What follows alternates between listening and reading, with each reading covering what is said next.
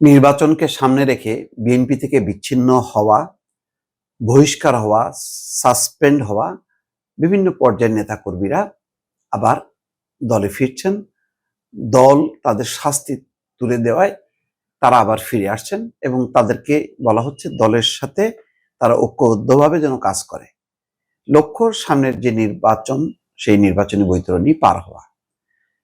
কিন্তু অন্তত 4 জন নেতার এই সময় আর ফেরার সম্ভাবনা নেই।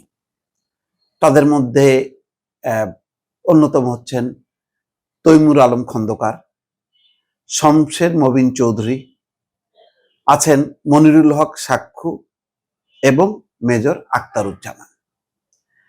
কয়েকদিন আগে দেখলাম যে শমশের মবিন চৌধুরী, যিনি একসময় আন্তর্জাতিক বিষয়ক উপদেষ্টা ছিলেন এবং খুবই গুরুত্বপূর্ণ নীতি নির্ধারণী পর্যায়ে ছিলেন, একসময় বিদেশিদের সাথে ডায়লগ করার ক্ষেত্রে তার একটা অগ্রণী ভূমিকা ছিল। শমশের মবিন চৌধুরী, যিনি সাবেক পররাষ্ট্র সচিব ছিলেন এবং মুক্তিযোদ্ধা ছিলেন, তিনি নানা কারণে দল থেকে বিচ্ছিন্ন হয়েছিলেন, পদত্যাগ করেছিলেন, অবসরে গিয়েছিলেন এবং তারপরে দেখা গেল বিকল্প ধারা বাংলাদেশে তিনি যুক্ত হলেন। তারপরে নির্বাচনের পর 18 নির্বাচনের পর সেখানেও তিনি নাই।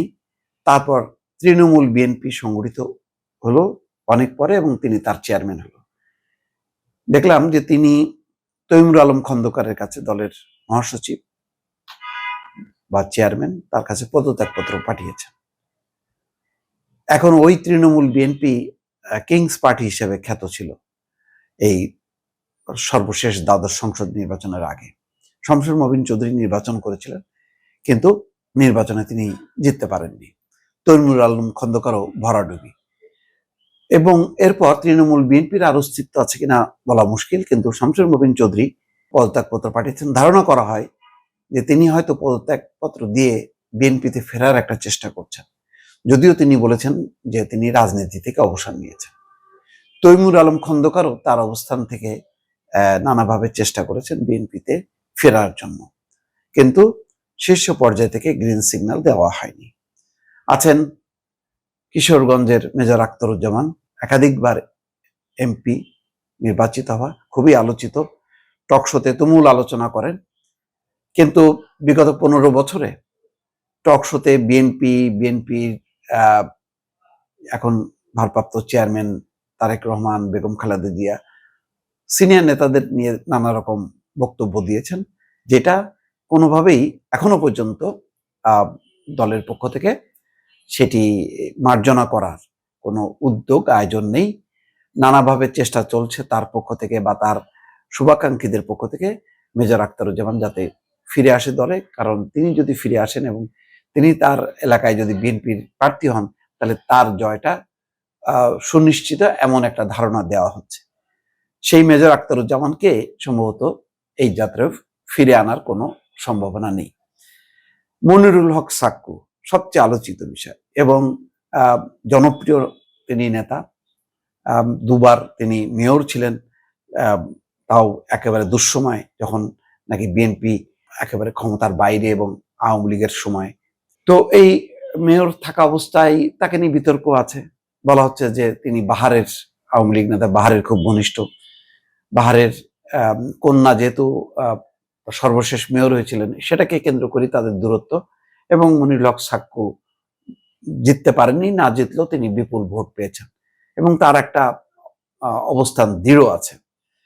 কিন্তু যেহেতু তাকে একবার প্রথমে 2021 সালে তাকে দল থেকে অব্যাহতি দেওয়া হয় এবং 22 সালে ওই নির্বাচনের আগে, মেয়র নির্বাচনের আগে তাকে একেবারে আজীবন বহিষ্কার করা হয়।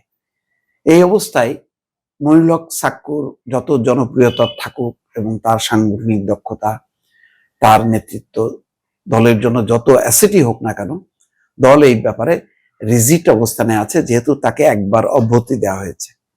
তারপরে তিনি সংশোধন হননি, তিনি আবার মেয়র নির্বাচন করেছেন। সর্বশেষ মেয়র নির্বাচন ওই যে সূচনার সঙ্গে, বাহার কন্যার সঙ্গে নির্বাচন করে তিনি পরাজিত হয়েছেন। তার আগে দিয়ে তাকে একেবারে আজীবন বহিষ্কার করা হয় সেই 2022 সালে। পরপর অব্যাহতি দেয়া এবং বহিষ্কারের পর এক নীতিগত কারণে, যেহেতু তিনি দলের নির্বাহী কমিটির সদস্য ছিলেন, এইরকম একজন সিনিয়র নেতা, তার এই শৃঙ্খলাজনিত সংগঠন বিরোধী কর্মকাণ্ডের কারণে যেহেতু পদক্ষেপ নেওয়া হয়েছে, এরকম একজন নেতার যদি বহিষ্কারাদেশ প্রত্যাহার করা হয়, দলে যদি ফিরিয়ে নেওয়া হয়, তাহলে দলে একটা প্রতিক্রিয়া হতে পারে। এই বিবেচনায় আপাতত নির্বাচনের আগে সম্ভবত তার ব্যাপারে আর পদক্ষেপ নেওয়া হবে না, যে তার শাস্তি তুলে দিয়ে দলে ফেরানো। যদিও তার পক্ষে, তার নিজের উদ্যোগে এবং তার শুভাকাঙ্ক্ষীদের পক্ষ থেকে ব্যাপক চেষ্টা আছে, কিন্তু এখনো পর্যন্ত শীর্ষ নেতৃত্ব একেবারে অটল অবস্থানে আছে যে এই সময় এই পদক্ষেপ, যে তাকে দলে ফিরে আনার চেষ্টাটা বা সিদ্ধান্তটা তারা নেবেন না। ফলে শমসের মবিন চৌধুরী, তৈমুর আলম খন্দকার, মেজর আখতারুজ্জামান এবং মনিরুল হক সাক্কু, এই চারজন অন্তত বড় মাপের নেতার আপাতত নির্বাচনের আগে দলে ফেরার কোনো সম্ভাবনা নেই বলে বিভিন্ন সূত্র থেকে বলা হচ্ছে। দর্শক।